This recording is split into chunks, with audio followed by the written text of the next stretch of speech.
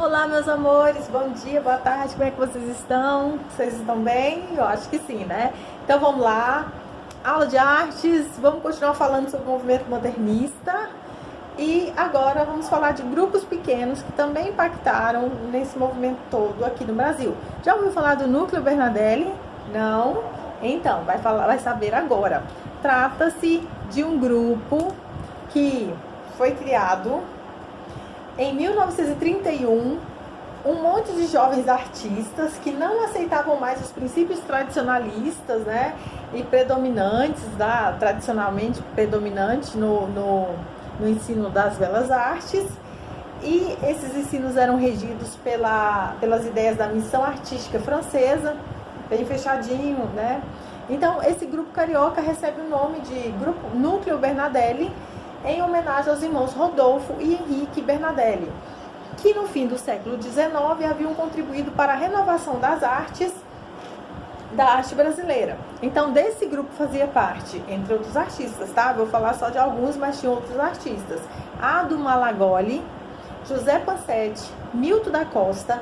E apesar desse grupo ter sido renovador, apresentou um aspecto menos radical do modernismo. Não era assim tão radical, não. Vamos conhecer um pouquinho José Pansetti. A trajetória artística dele é bem interessante, porque ele começa trabalhando normalmente, assim, ele não tá ligado na pintura, não. Ele trabalha com o mar, enfim, só depois que ele cuida da carreira artística dele. Ele nasceu em Campinas e aos 10 anos ele se muda para a Itália. E lá ele foi marinheiro. Aí quando ele volta para o Brasil, em 1922, interessante que muitos artistas regressam para o Brasil em 1922, por que será, né? Ele ingressa na Marinha de Guerra do Brasil. E aí somente mais tarde, em 1932, é que ele se liga ao Núcleo Bernardelli. A partir daí a sua pintura evolui bastante. Aí ele se dedicou aos retratos, ele desenvolveu temas de paisagens urbanas e marinhas, obviamente, né? E em seus quadros estão cenas de São João del Rei, Campos do Jordão e Campinas. Entre as paisagens marinhas, suas telas mais famosas estão, olha o nome, Marinha e Farol da Barra. Ambas da fase em que a luminosidade natural se tornou característica fundamental da sua obra. Agora nós vamos falar da Sociedade Pró-Moderna e também do Clube dos Artistas Modernos. São dois grupos, tá bom?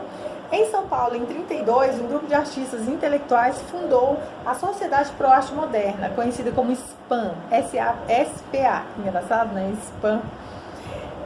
Desse grupo fizeram parte, entre outros, Lazar Segal, John Graz, Antônio Gomide, Anita Malfatti, Tarsila do Amaral, Regina Graz Gomide e o arquiteto Gregory W. Porque eu não vou falar esse nome que eu não consigo, vou passar vergonha aqui no YouTube, não. E em abril de 1933 foi inaugurada a primeira exposição de arte moderna da SPAM. Não sei porquê, porque SPAM é e-mail nada a ver. Toda vez que falo SPAM, não sei, não é um nome feliz para os dias de hoje, né? É uma sigla, SPAM. Então, essa exposição, além de mostrar os trabalhos dos seus integrantes, propiciou que as obras mais importantes dos artistas modernos estrangeiros, olha só, como Picasso, Leger, Brancusi, De Chirico, se tornassem conhecidas no Brasil. Note que hoje, para você, é muito fácil conhecer as obras de Picasso, conhecer as obras de vários artistas, porque nós temos internet, basta nós digitarmos e nós já estamos dentro de um tour virtual de um museu aí, certo? E a galerinha que fez o acesso também tem um conhecimento diferenciado a respeito de arte, então conhece muito mais. Beijo pra vocês. Então, o que acontece? Naquela época não era assim. Então, esse movimento trouxe a possibilidade dos brasileiros que tinham mais dinheiro, of course, né? Os que tinham mais dinheiro, obviamente, puderam conhecer as obras dos artistas internacionais. E em 32 foi criado também o Clube dos Artistas Modernos, agora estou falando de outro clube, o CAM, C-A-M, que eram dos artistas Flávio de Carvalho, de Cavalcante, Carlos Prado e Antônio Gomide. O Antônio Gomide está lá e está cá. Ok, então esse grupo promoveu atividades bem diversificadas, com exposições de deficientes, com exposições de desenhos, né, de deficientes mentais e de crianças, concertos, conferências, apresentações teatrais, tal e tal. Dirigido tudo por Flávio Carvalho, que encenou a peça Bailado do Deus Morto. E ele mesmo que dirigiu. Vamos conhecer um pouquinho mais desse cara, você vai gostar dele. Ou não, né? Flávio de Carvalho era formado em engenharia civil pela Universidade de Durham, em Newcastle, na Inglaterra. E quando ele volta para o Brasil, no início dos anos 1920, ele trabalha no escritório de Ramos de Azevedo. E teve contato com os artistas modernos, mas naquela ocasião o foco dele, o maior interesse dele era pela arquitetura de São Paulo, onde ele morava, é claro.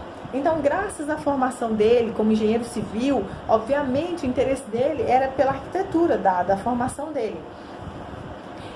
E ele apresentou uns projetos muito legais na área da arquitetura, uns projetos arquitetônicos para prédios públicos a partir, sabe, dos anos 1930, ele era um artista super incentivador da arte moderna no Brasil.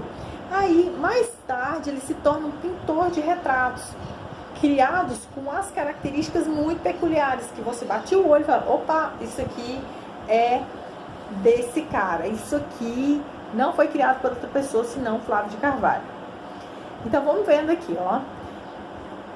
Ele fez algo muitíssimo interessante, que é chamado a série trágica Minha Mãe Morrendo. Isso foi feito em 1947. Gente, olha só o que ele fez. Trata-se de um conjunto de 32 desenhos feitos a lápis que documenta os últimos momentos de vida da sua mãe.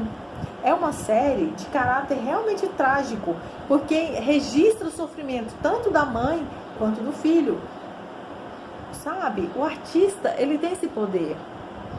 Ele tem esse poder de retratar a realidade, de trazer algo que incomoda lá no íntimo e registrar isso e fazer com que você também entre nesse universo do artista. Então, quando nós estamos numa galeria de arte, aquela arte que está ali, ela cai sobre nós com todas as emoções dela, sejam boas ou negativas, sejam ruins ou, sei lá, aquelas emoções vão pairar sobre você, certo?